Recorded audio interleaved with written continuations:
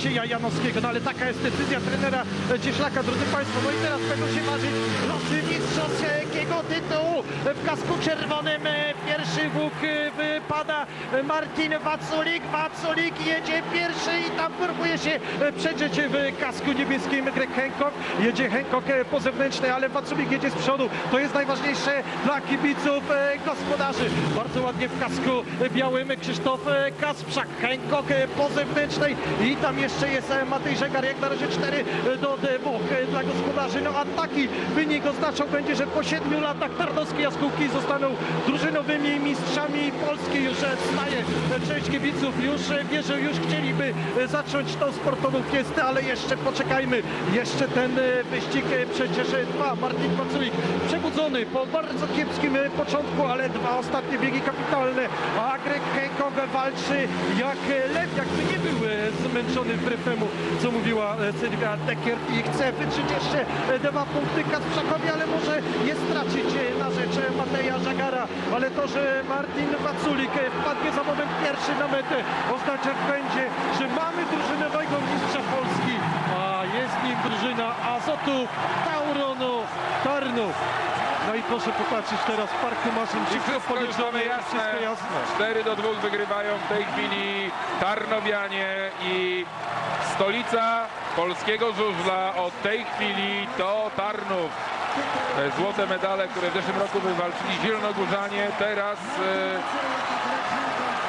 są już własnością, choć jeszcze nienamacalnie, bo jeszcze jeden wyścig i jeszcze wejście na podium. Są Tarnowie. To jest najlepsza drużyna w Polsce. Zespół, który zdobywa drużynowe mistrzostwo Polski. Waculik, Kasprzak, Hancock, Żagar. 4-2 dla Tarnowian i wygrywają w tym meczu, prowadzą 49-35,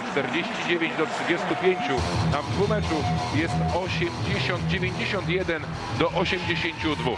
Popatrzmy na powtórkę. Bardzo trudne zadanie było tutaj Gorzowian.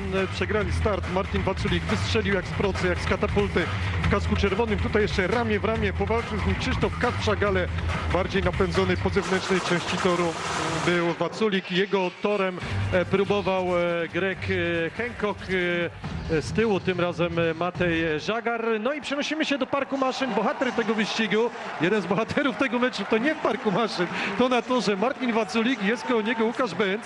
Może uda się porozmawiać. Mamy nadzieję, drodzy Państwo, może odwrócimy się tak do Twoich kibiców. Bardzo poproszę, są tu kibice z Żarnowicy, oni przyjechali specjalnie dla Ciebie. Nie układał się ten mecz po myśli Twojej, ale ważne, że drużyna i To już nieważne, bardzo dużo defektów, ale po prostu nasze jesteśmy mistrzami! dziękujemy bardzo. Tyle Martin Waculik. Radość Tarnowian uzasadniona, pewnie jeszcze długo będzie trwać. Wszystko to musi trzymać w ryzach Marek Wojaczek, jest tam też trener Marek Cieślak. No i mamy 2 zawodników, może jednego zawodnika i trenera, który obronił tytuł mistrzowski. Marek Cieślak w zeszłym roku ze Stelmetem Falubazem, w tym roku po 12 miesiącach z Azotami Tauronem Tarnów. Rafał Darzyńkiewicz, panie trenerze, powiedział, że obronił pan tytuł mistrza Polski. Wcześniej w Falubazie, teraz w Tarnowie. Serdeczne gratulacje od całej redakcji TVP Sport i od widzów. Chodził pan tutaj taki trochę wyciszony. Już teraz te nerwy puściły. No, dziękuję bardzo. No, takie zawody to człowiek ma jednak ciśnienie, ale szczęśliwy jestem, że dla tej publiczności, dla tych że ci wspaniali chłopcy zrobili to, co cały Tarnów od nich oczekiwał i zrobili to w pięknym stylu, także jestem niezmiernie szczęśliwy. Oto trener mistrzów Polski 2012 Marek Cieślak wraca do parku maszyn. Przed nami, proszę państwa, jeszcze bieg 15. Bieg No i tak na 15. deser, taka wisienka na